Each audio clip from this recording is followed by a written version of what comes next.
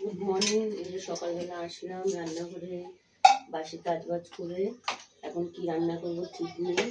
এখন এই কালকে কটা ভাত আছে, এই ভাত কটা ডিম দিয়ে ভেজে দেবো, ভাত কটা টিফিন খাবে। আর এই ফুল কয়টা ধুয়ে রাখলাম আর ছেঁচি শাকটা কুচিয়ে রাখলাম।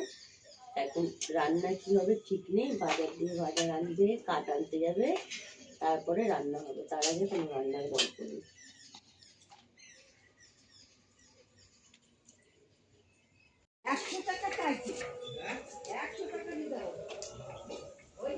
এখন এই যে রান্না বসিয়েছি।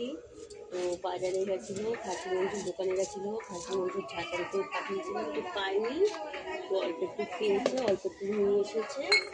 আর আমি এটার মধ্যে ডিম দিয়ে রান্না করবো, কোনটুকুনি এনেছে আমি জানি না। এই তোমাদের সামনে ঢালছে যে অল্প করে করেছে ছাট, তো এটা এনেছে, এটা দিয়ে ডিম দিয়ে আলু দিয়ে রান্না করতে হবে।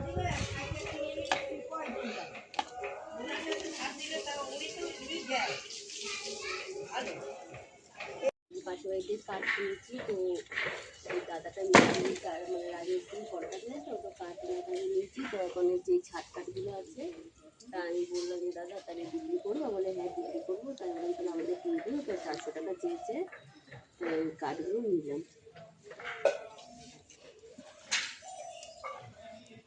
রান্না করতে দেরি হয়ে গেছে, ওই পাশের বাড়ি থেকে কাঠ কিনেছিলাম, সেই কাঠগুলো বাড়িতে যেহেতু ছিল ছাদে তুলে দিয়েছে, ওই জন্য খেতেও দেরি হয়ে গেছে, 3:30 বাজে।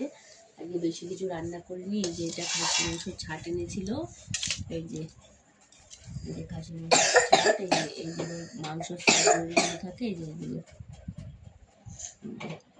এটা রান্না করেছি।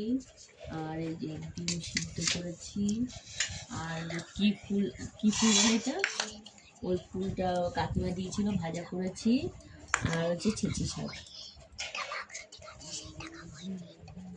হলাম একটু বোনের বাড়িতে যাবো, ওইখানে মা আছে, মেজো বোনের আছে, তো একটু বোনের বাড়ি যাবো, যে ঘুরে তারপরে বাড়িতে আসবো। বোনের বাড়ি এসেছি। আর এই যে বোনের ছেলে মেয়ে শুয়ে আছে কাজে, আর বোনের এই যে দুই মেজো বোনের 2 ছেলে, এই একটা আর ওই একটা, আর এই যে হচ্ছে ছোট বোনের ছেলে, মেজো বোন মেয়ে কথা বলছে। কি হয়েছে, কি হয়েছে, পুচকু